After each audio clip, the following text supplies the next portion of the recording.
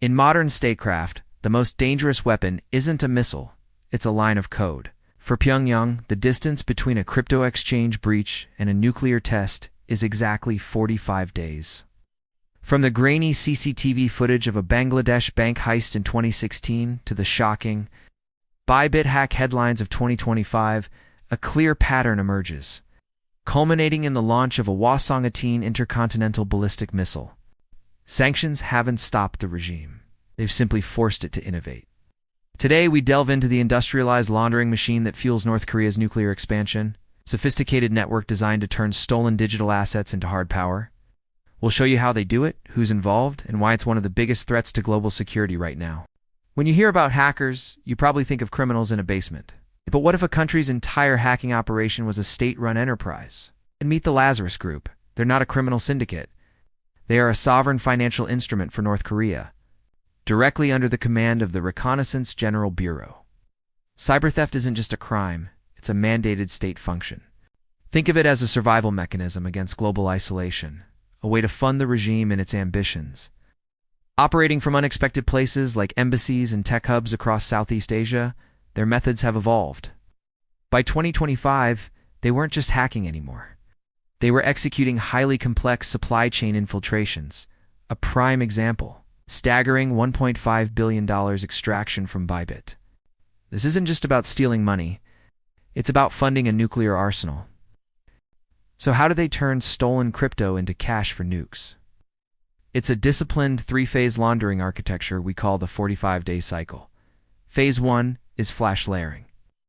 Within 72 hours of a heist, the stolen assets are shattered into more than 5,000 micro-wallets. Phase 2 is the chain hop. This is where it gets clever. To blind investigators, they use cross-chain bridges. They'll move Ethereum over to the Tron network, then swap it for privacy-focused coins. This move effectively strips the taint from the original stolen assets. Phase 3 is the final exit. It's not a bank. The money flows through illicit Chinese language escrow services. These groups trade the digital assets for physical goods or cash in the over-the-counter markets of Southeast Asia.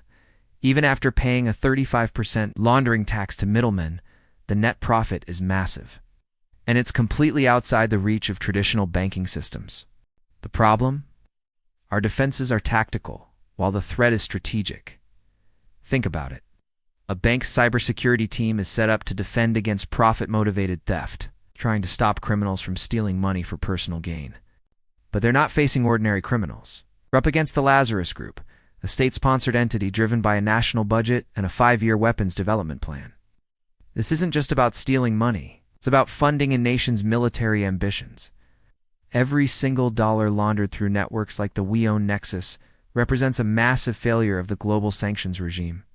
These sanctions are meant to be the West's primary tool of economic pressure. But cyber theft has completely neutralized that leverage. It's a geopolitical blind spot, while we're busy patching software and updating firewalls.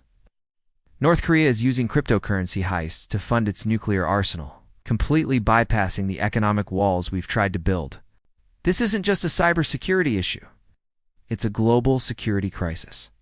So what's the big takeaway from all this? For the global strategist, it's simple. North Korea's recent operations prove that cyber power is the ultimate hedge against economic warfare. They've turned sovereign theft into state policy, using chain hopping to make their stolen crypto virtually untraceable, effectively ending the power of traditional sanctions. They've shown the world that code has become the new currency of the nuclear state. It's a seismic shift in global power dynamics. This isn't just about hacking. It's about a nation funding its most dangerous ambitions entirely in the digital realm. The new front line isn't on a map. It's on the blockchain, so monitor the ledger. Watch the bridges. This is the new shadow war.